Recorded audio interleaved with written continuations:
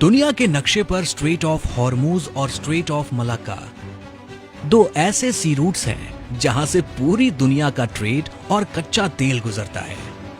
जो भी देश इन रास्तों पर पकड़ रखता है वो ग्लोबल ट्रेड को कंट्रोल कर सकता है। One week into the war, the United States and Israel have yet to force Iran to back down. America Iran war के बाद बंद हुए स्ट्रेट ऑफ हॉर्मूज ने पूरी दुनिया में सप्लाई चेन पर असर डाला। जब दुनिया उससे जूझ रही थी तब भारत अपनी तैयारियों में जुटा था और स्ट्रेट ऑफ मलक्का के उस दूसरे सी रूट पर अपनी पकड़ बना रहा था। इसी स्ट्रेट ऑफ मलक्का के ठीक मुहाने पर भारत का वो प्रोजेक्ट है जो आने वाले समय में ग्लोबल ट्रेड की दिशा बदल सकता है, the great Nicobar project.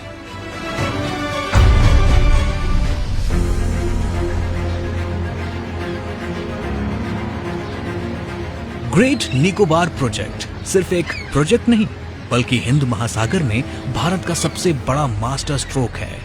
35 to 40% world cargo movement इस ट्रेड के द्वारा होता है और करीब 50% इंडिया का cargo movement straight of Malacca के थ्रू होता है। अभी हम ट्रांसशिपमेंट पोर्ट हैं सिंगापुर में, मलेशिया में, कोलंबो में, हम उनका इस्तेमाल कर रहे हैं और करीब 200 से 300 मिलियन US डॉलर हम एनुअली स्पेंड कर रहे हैं पोर्ट ड्यूज और पोर्ट चार्जेस पे करने में, जो हम बचा सकते हैं और जो हमको रेवेन्यू अर्न करने का भी मौका देगा।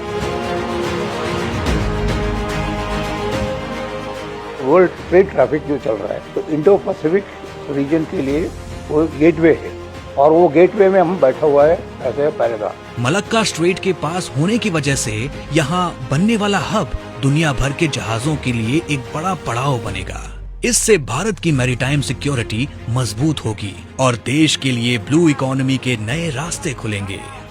अभी इनडायरेक्ट एक्सपोर्ट हो रहा है, जो हम यहाँ से चेन्नई भेज रहे हैं, कोलकाता भेज रहे हैं, वहाँ से जो एक्सपोर्ट हो रहा है उसे फॉरेन कंट्री भेज रहे हैं। इस तरह से हम लोग क्या होगा, डायरेक्ट एक्सपोर्ट बढ़ेगा, डायरेक्ट एक्सपोर्ट एनीवेयर वर्ल्ड हम भेज सकते हैं, तो इससे काफी बेनिफिट फिशरमैन को होगा।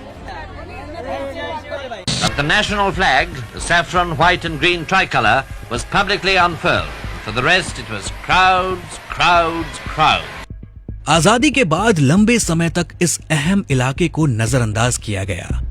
खासकर 60 और 70 के दशक में नेहरू और कांग्रेस के राज में यहाँ इंफ्रास्ट्रक्चर को डेवलप करने में भारी लापरवाही दिखाई गई। सिक्योरिटी को दरकिनार किया गया।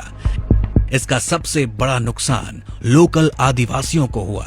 दशकों के इंतजार के बाद आज ये आइलैंड इतिहास के सबसे बड़े बदलाव के मोड़ पर खड़ा है।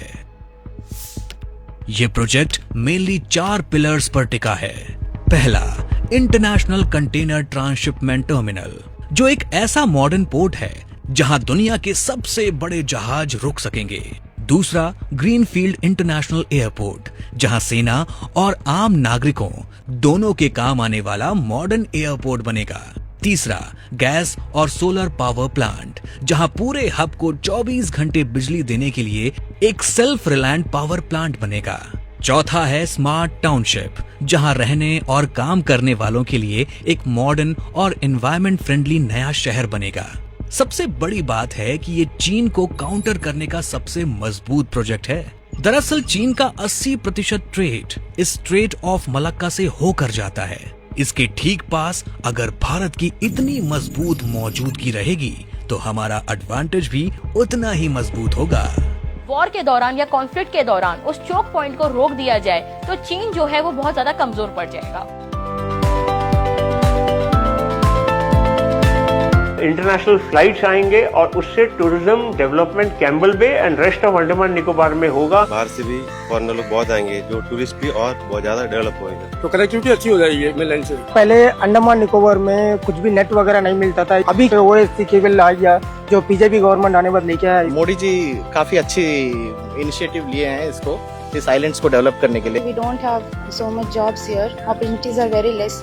If something is coming out like this, it will be really helpful for youths. लोगों का गवर्नमेंट जॉब के ऊपर डिपेंड रहना पड़ता है तो वो कम पड़ जाएगा। अदर सोर्सेस बहुत ज़्यादा क्रिएट होगा।